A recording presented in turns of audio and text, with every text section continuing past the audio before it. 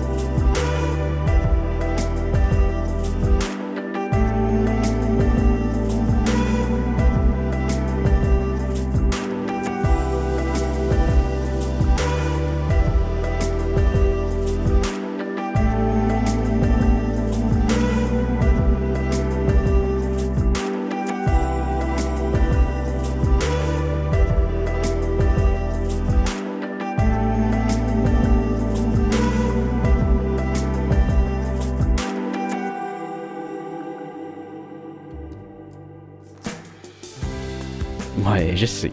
C'est une série sur la Suisse et je m'apprête à te parler du Liechtenstein. Liechtenstein. Mais quand même, les deux pays ont quelques points en commun et on va y revenir. Mais qu'est-ce que c'est que le Liechtenstein. Si tu n'en as jamais entendu parler, ce n'est pas seulement parce que peu s'aventurent à essayer de prononcer son nom. C'est qu'il est très difficile à voir sur la carte. Il s'agit du 6e plus petit pays du monde. Il est le résultat de la fusion de deux territoires de l'Empire romain, Schellenberg et Vaduz, qui est aujourd'hui la capitale. Ouais, même les plus petits pays ont une capitale. Les centaines d'autres territoires de l'Empire romain se sont tranquillement fusionnés pour créer les pays d'Europe que l'on connaît aujourd'hui. Le Liechtenstein se situe tout juste entre la Suisse et l'Autriche, ce qui en fait l'un des deux seuls pays au monde à être doublement enclavé. Un pays enclavé est un pays qui n'a pas de contact direct avec une mer ouverte, c'est-à-dire qu'il est complètement entouré des frontières d'un autre pays. Alors, comme la Suisse et l'Autriche sont aussi des pays enclavés, le Liechtenstein est doublement enclavé. Le seul autre pays au monde à l'être est l'Ouzbékistan.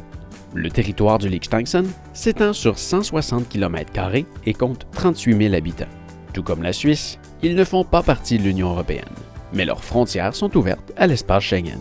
Alors pour y entrer, il ne suffit que de traverser une frontière dans ces coins-ci du monde, c'est vraiment pas compliqué. Je vais vous montrer comment ça se fait. Allez, ici, c'est le Liechtenstein. Liechtenstein. La frontière, elle est là. Voilà. J'ai traversé. C'est compliqué, hein? Ils utilisent eux aussi le franc suisse. Quoi? Un autre pays que la Suisse qui utilise le franc suisse? Oui, et ce n'est pas les seuls. L'Allemagne et l'Italie aussi. Hey, wow! Je t'ai vu faire des gros yeux et me traiter d'inculte. Je sais, l'Allemagne et l'Italie utilisent l'euro. Mais c'est que t'as oublié que ces deux pays ont un tout petit territoire à l'intérieur de la Suisse. La ville de Bösingen am Hochrhein,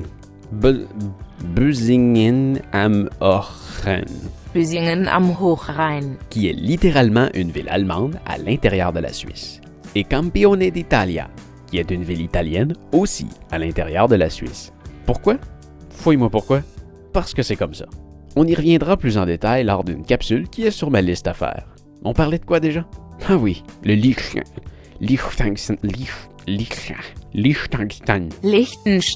Je vais finir par l'avoir. Là aussi, tout comme la majorité de la Suisse, les gens parlent eux aussi allemand. Par contre, ils vous diront qu'ils ne parlent pas le même allemand que les Suisses allemands et les Allemands d'Allemagne. Ça faisait beaucoup d'allemand dans la même phrase. Mais bon, en France, en Belgique, en Suisse et au Canada, on parle pas le même français. Et 5 personnes sur 6 qui m'écoutent en français sur ma chaîne YouTube sont en dehors du Canada. Alors, si vous êtes capable de me comprendre avec mon accent canadien, ils sont sûrement capables de se comprendre entre eux aussi. Mais pour un pays qui n'a même pas d'aéroport, le Liechtenstein a le plus haut produit intérieur brut par habitant au monde. Bien qu'il y ait quelques champs et un peu d'élevage, comme cette vache qui refusait de me laisser passer, le Liechtenstein n'a pas obtenu un PIB de plus de 168 000 $ par habitant avec ses champs. Le pays offre de nombreux avantages fiscaux, alors plusieurs compagnies viennent s'y installer. Il y a actuellement un peu plus de 4 000 compagnies enregistrées, offrant un total de 37 000 emplois. Ouais, seulement 1 000 emplois de moins que la population totale du pays. Alors la moitié des travailleurs vient tous les jours des pays voisins. Clairement, le fait d'être un tout petit pays, ça aide. Mais quand même, 38 000 habitants, c'est l'équivalent de Sorel-Tracy au Québec. Et 160 km², c'est gros comme... Tiens, j'aime bien ce site web. On va mettre le Liechtenstein sur Montréal. C'est vraiment pas gros pour un pays. Surtout que la quasi-entièreté du pays est occupée par une énorme chaîne de montagnes. Mais c'est pour ça que j'y suis allé. C'est vraiment une très belle montagne. Alors moi, je devrais avoir le temps de faire une bonne partie de mes 2 montagnes aujourd'hui. Le mont Quegrat, à gauche, et Easfond Suisse, à droite.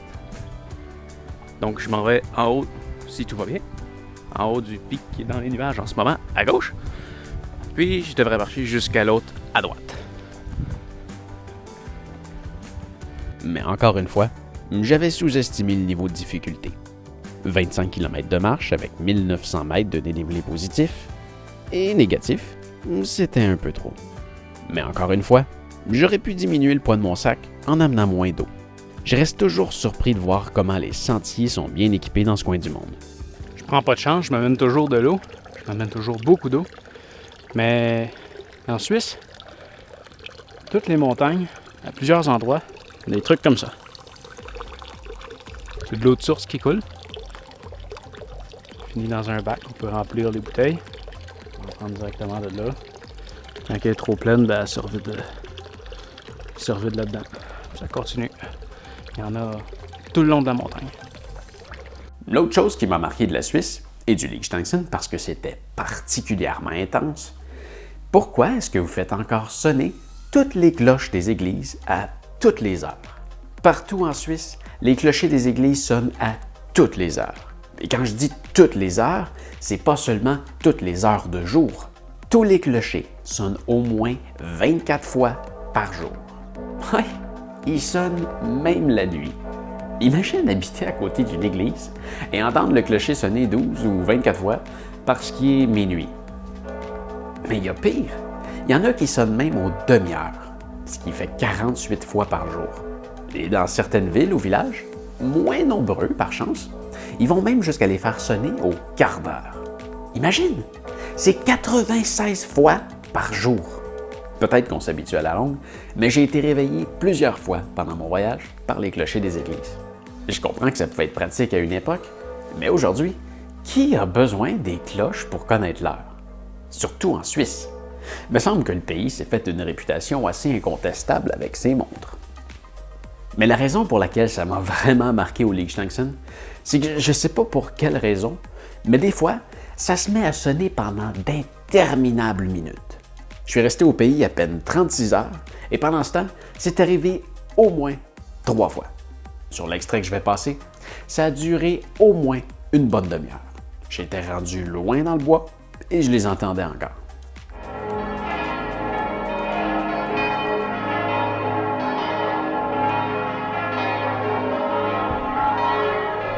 Ça, c'est ce que je reproche beaucoup à ce coin du monde-là. Il n'y a jamais de silence. Les cloches des églises, ils sonnent tout le temps. Voilà une demi-heure, le clocher à côté, il a sonné pendant 5 minutes. Je sais pas pourquoi. Ça a fait ça à 9 heures. Puis là, une demi-heure plus tard, là, on dirait qu'il y a 15 cloches qui sonnent en même temps. C'est fou!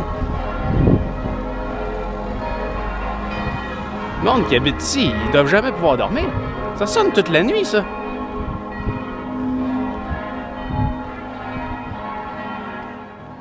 Mais bon, au Liechtenstein, il n'y a pas juste les clochers qui empêchent de dormir. Et ce salopard-là, ouais, voilà, le salopard. Ouais, lui, hier, il est rentré dans l'auberge. Et il s'est mis à miauler toute la nuit. J'avais le goût d'y arracher la tête. Finalement, je me suis levé puis je l'ai remis dehors. Salopard. Il y a vraiment un petit connard, toi.